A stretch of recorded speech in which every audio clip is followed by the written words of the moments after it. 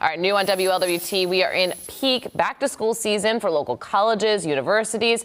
We also know that college isn't for everyone. There really are a lot of options out there that you might want to think about, and it's part of the thinking behind the change in the hiring process for Covington Fire. WLWT News 5's Meredith Stutz is live outside the department's headquarters with a closer look at how this department is looking to fill its firehouses. Meredith.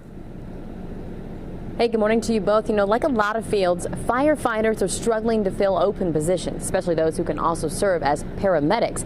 And if you've worked at Covington Fire, usually that means that you've had prior experience somewhere else.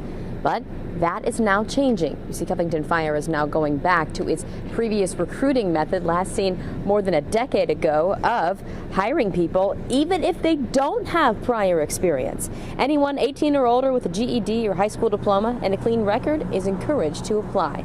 Those accepted will get urban-style firefighter training and be put into EMT and paramedic school. That's about 2 years of training, and the city will pay for it. Speaking of pay, starting salary is about $52,000, and that moves up to $80,000 in about 4 years. The goal for Covington: find 5 to 10 more firefighters, but catching up to hiring market is a real challenge. So it's still a young person's game, but it's exciting for us to have the opportunity the first time in a long time to get people fresh out of high school, fresh out of college, that really don't know what they want and have thought about it but didn't really know how to become a firefighter.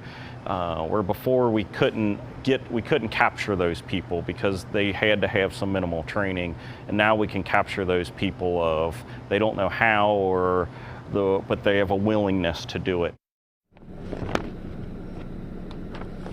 Now, obviously, to be clear and state the obvious, yes, firefighting is a risky job, and there's also been big changes made to the pension plans for firefighters here in Kentucky. But if you are interested, firefighters are now potentially doing other recruiting methods, including passing out flyers and even creating this QR code encouraging people to apply. I know it's windy, so it's hard to see it, but on these flyers, you're able to see if you're interested in signing up. You do need to sign up by September 8th because those entrance exams, that happens on September 23rd with the hope to start a new class in January. Reporting live in Covington, Meredith Stutz, WLWT News 5. Yes, another opportunity there if you don't want to go to college, something you can take advantage of there. But talking